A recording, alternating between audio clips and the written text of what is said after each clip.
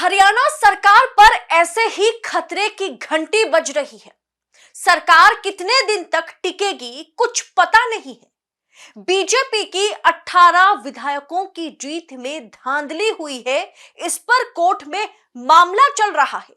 अब ऐसे में मोदी के दिग्गज नेता और हरियाणा सरकार में मंत्री ने अपने ही सरकार के खिलाफ बगावत शुरू कर दी। अपने ही सरकार के खिलाफ वो मैदान में उतर गए। अपने ही बीजेपी सरकार के खिलाफ आमरण अनशन करेंगे अब मंत्री जी, यानी भाजपा मंत्री खुद भाजपा सरकार के खिलाफ अनशन पर बैठेंगे और उनके खिलाफ बगावती जंग छेड़ दी है। हरियाणा के बिजली और परिवहन मंत्री अनिल विज अपने ही पार्टी की सरकार के खिलाफ मैदान में उतर चुके हैं। विज ने दो टूक कह दिया है कि जब तक ना ग्रीवेंस कमेटी की मीटिंग में उनके दिए गए आदेश लागू किए जाते हैं तब तक अनिल विज इस मीटिंग में या किसी भी मीटिंग में शामिल नहीं होंगे। विज ने दरअसल चेतावनी दी है अपनी ही सरकार को कि अगर जरूरत पड़ी तो किसान नेता जगजीत डोलेवाल की तरह आमरण अनशन पर मैं बैठूंगा। दरअसल दोस्तों क्या हुआ कि एक महीने पहले अनिल विज ने अंबाला कैंट के PWD रेस्ट हाउस में जनता दरबार लगाया था। इस दौरान एक महिला रोते हुए मंत्री जी के पास आती है और सामने पैसों के लेन देन से जुड़ा हुआ मामला मंत्री जी के सामने रखती है और इसके बाद मंत्री जी भड़क उठते हैं। महिला ने कहा कि कई दिन बाद उनकी FIR अभी तक जो है कि दर्ज नहीं हुई है। SHO सतीश कुमार जो है वो मेरी नहीं दूसरी पार्टी को बढ़ावा दे रहे हैं। इसके बाद अनिल विज ने अंबाला कैंट सदर थाने के SHO को सस्पेंड करने के आदेश दिए थे। दरअसल उन्होंने साफ तौर पर कह दिया था कि इस SHO को हटाना है। उन्होंने DGP जो है शत्रुजीत कपूर को भी फोन घुमाया था और कहा था कि मुझे इस SHO का सस्पेंशन ऑर्डर चाहिए और इसके बावजूद भी SHO अभी भी उसी जगह पर तैनात है। अंदर खाने की खबर यह है, दरअसल गृह मंत्रालय ने इस फाइल को रिजेक्ट कर दी। यानी गृह मंत्रालय के पास जब यह खबर पहुंची कि इस SHO को सस्पेंड करना है तो गृह मंत्रालय यानी नायब सिंह सैनी के अधीन जो है गृह मंत्रालय है CM के अंडर, और CM नायब सिंह सैनी ने इस पर मुहर नहीं लगाते हैं। वो इस पर मुहर ना लगाते हुए उन्होंने इस फाइल को रिजेक्ट कर दिया। और फिर क्या होना था, बिजली और परिवहन मंत्री अनिल विज गुस्सा गए और यह समझ में आ गया कि अनिल विज और मुख्यमंत्री के बीच सब कुछ ठीक नहीं चल रहा है। वैसे दोस्तों आपको तो याद होगा कि हरियाणा चुनाव के दौरान अनिल विज ने अमित शाह से क्या कुछ कहा था। अमित शाह से उन्होंने मुख्यमंत्री बनाने की उन्होंने डिमांड रखी थी। उन्होंने कहा था कि इतने सालों से मैं जनता की सेवा कर रहा हूं, जो हरियाणा की जनता है उनकी सेवा मैं करता आ रहा हूं, पार्टी की सेवा कर रहा हूं। मैंने आज तक पार्टी से कुछ नहीं मांगा है, आज मांग रहा हूं कि मुझे CM बनाया जाए।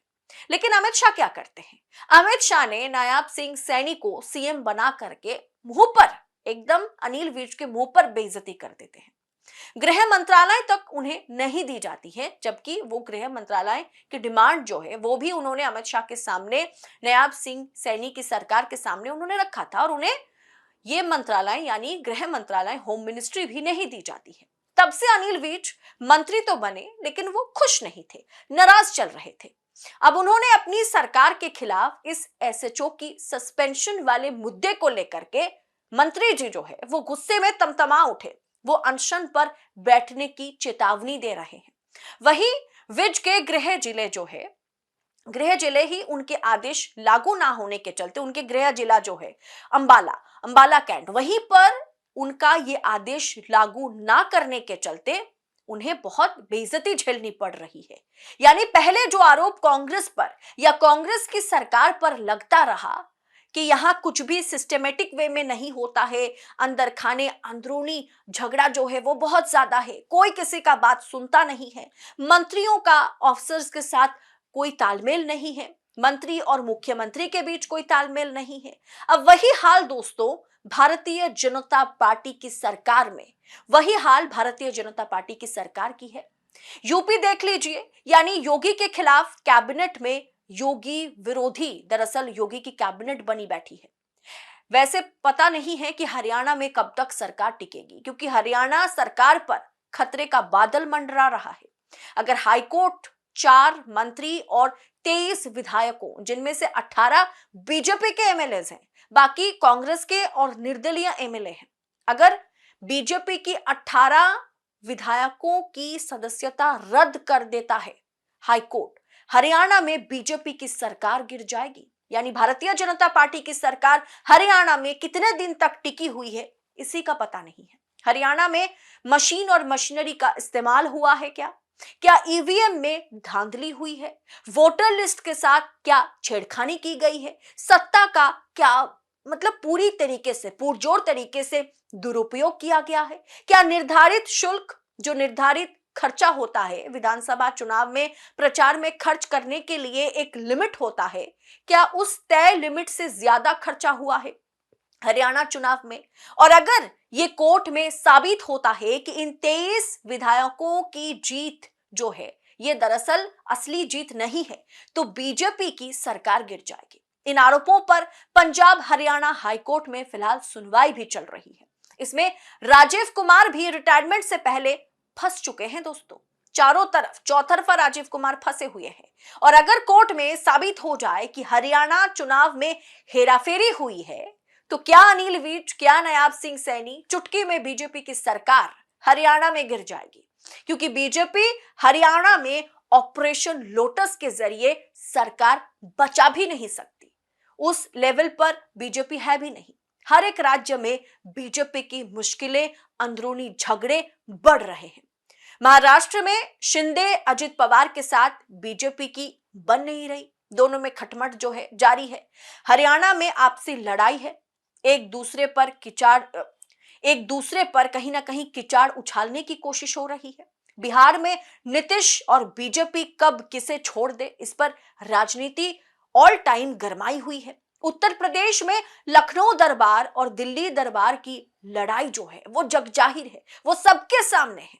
पुरानी बीजेपी और नई बीजेपी में भी लड़ाई है। पुराने भाजपा नेता और मोदी शाह के इशारे पर चलने वाले रबर स्टैम्प मुख्यमंत्रियों के बीच भी एक अलग लेवल की जंग छिड़ी हुई है, जो आगे चल के एक बड़ा विवाद पैदा कर सकता है। यानी उसी राह पर अब बीजेपी चल रही है जिस राह पर कांग्रेस चला करती थी। जो आरोप कांग्रेस के सरकार में लगा करती थी, वो अब भारतीय जनता पार्टी की सरकार में हो रहा है। कोई किसी के बात मानने को तैयार नहीं है, एक दूसरे पर कीचड़ जो है उछालने की कोशिश हो रही है। यानी हरियाणा में सरकार कब तक टिके रहे, यानी हरियाणा में सरकार कब तक टिकेगी, इसका किसी को पता नहीं है। ऊपर से हरियाणा के खुद मंत्री जी जो है, कैबिनेट मंत्री जो है, वो अपनी ही सरकार के खिलाफ अनशन पर बैठने की धमकी दे रहे हैं, अपनी ही सरकार के खिलाफ जो है बगावत पर उतर आए हैं। यानी भारतीय जनता पार्टी का हाल जो है, हर एक राज्य में बहुत ही बुरी स्थिति में भारतीय जनता पार्टी फिलहाल है, सरकार भी है। हरियाणा की राजनीति के इस अपडेट पर आपकी राय क्या है? कमेंट कर अपनी राय हमारे साथ साझा जरूर कीजिएगा। और ऐसी तमाम खबरें, राजनीति और राजनेताओं से जुड़ी तमाम खबरें इसी तरह से पाने के लिए द न्यूज लॉन्चर को सब्सक्राइब जरूर कीजिए। बहुत बहुत शुक्रिया। जय हिंद, जय भारत।